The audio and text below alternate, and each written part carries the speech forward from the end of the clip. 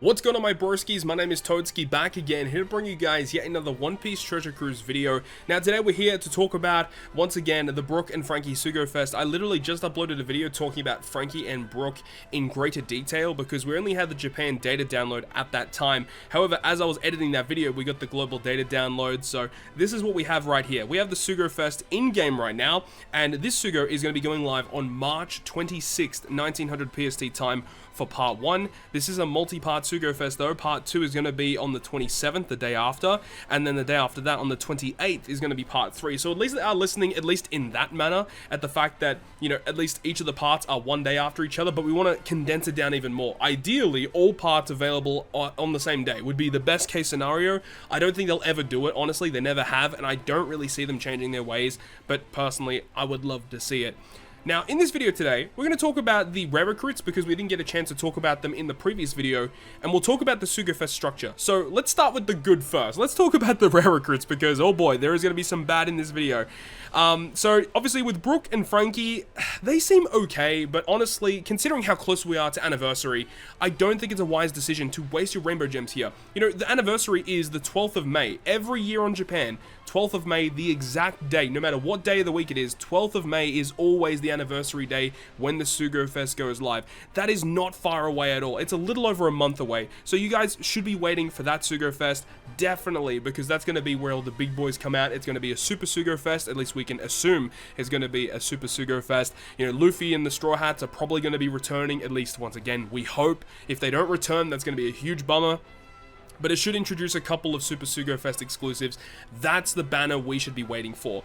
A banner like this with Brook and Franky, look, as cool as they are, as interesting as they may be, it just doesn't seem like a very good decision to be wasting your rainbow gems on it, okay? So, I just wanted to, you know, get that out there, that I do not think that this is a banner worth pulling on because we're so close to the anniversary. Let's talk about the rare recruits, though. The first one here we have is Robin, who is a quick free spirit fighter. Captain effect, pretty bad. Special ability, 11 turn cooldown, reduces free spirit and fighter characters charge time by 1, reduces bind and special bind by 5 turns, changes block slots into matching, 80% damage reduction for 1 turn, and doubles the color affinity of fighter and free spirit for 1 turn. You know, Robin actually seems pretty decent. Robin also has some pretty good supports that you can attach to her as well, so that's something worth noting.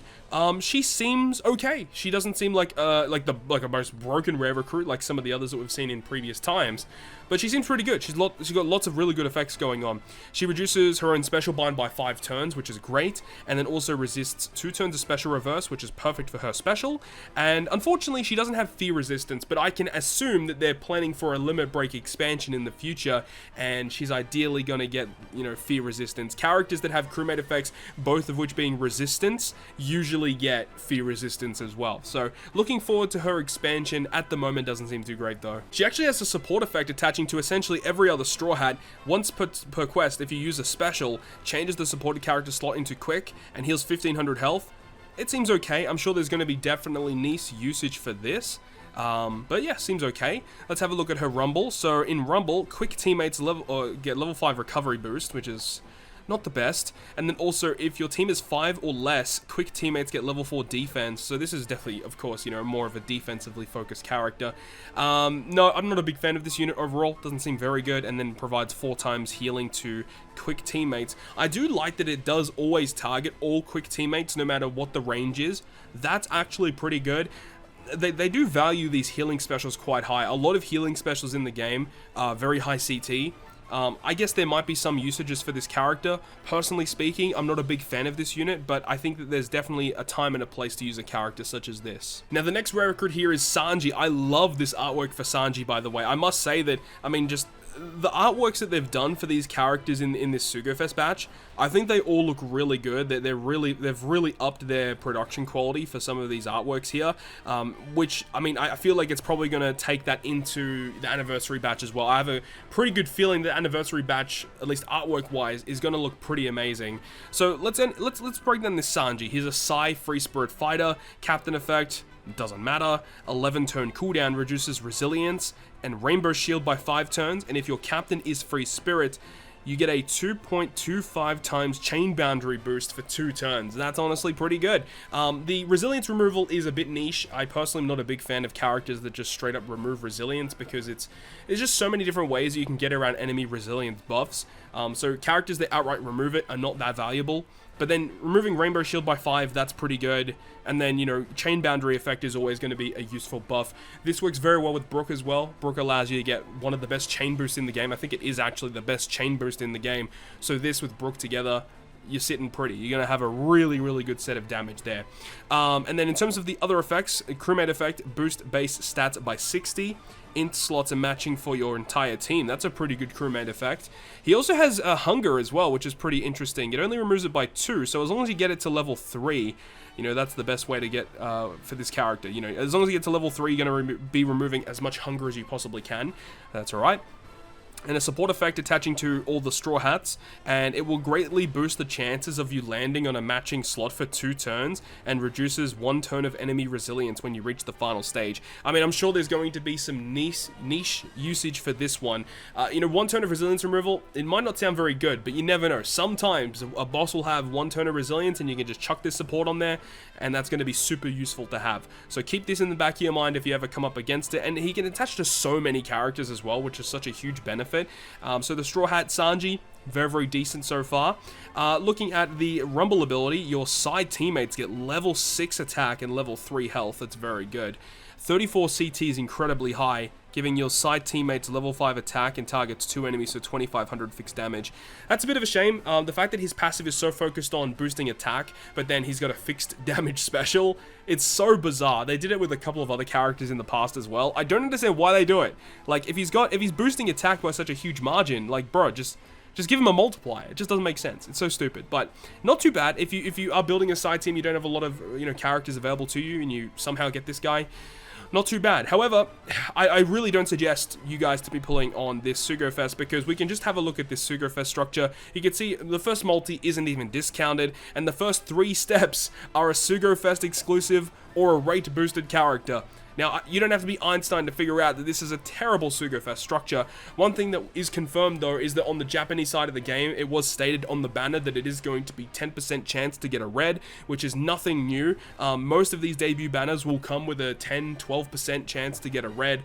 It's the enticing factor to get you to pull, but then they offset that by adding more legends to these banners. So typically, you know, it's only 5% chance to get a red, and they'll have 10 available legends.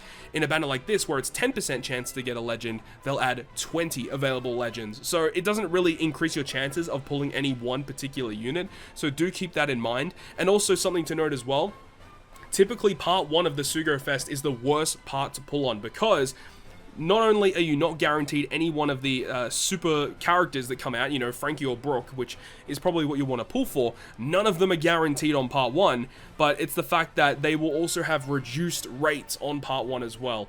Part 2, obviously, Brook is not going to be available. Franky is here instead. But if you go all the way to the 30th multi, you do get yourself General Franky guaranteed, and then the same is for Brook on part 3, all the way at the 30th multi. Look, I've pulled enough on these types of Sugo-Fests to say to you guys out there, this Sugo-Fest is going to suck. You just do not need to be pulling here, especially with all of the factors that I've talked about in this video.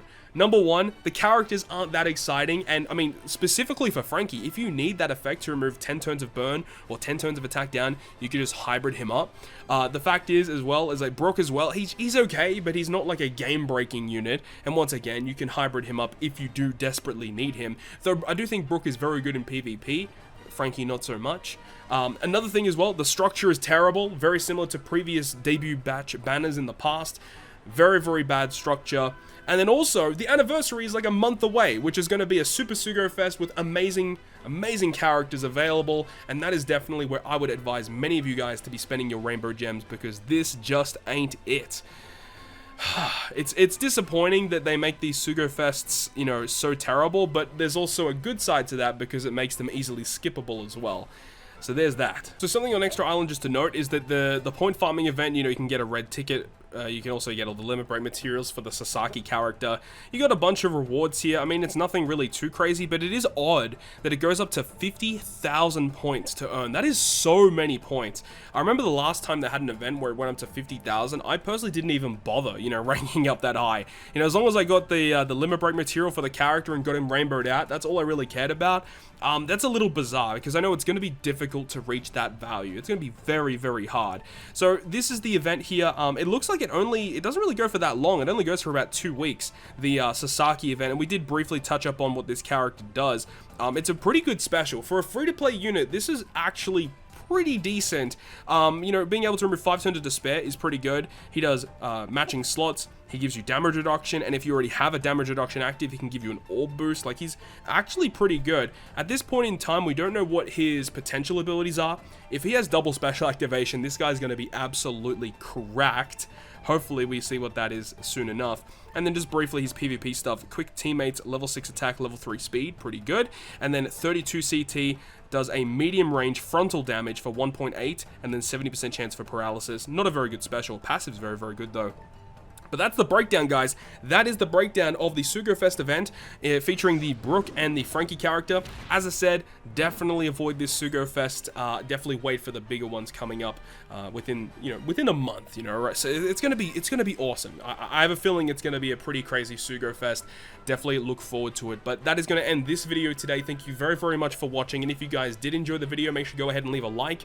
And if you want to stay up to date with all the content that I post, including more One Piece Treasure Cruise content, make sure to hit the subscribe button down below. But on that, guys, I'll see you guys within the next video.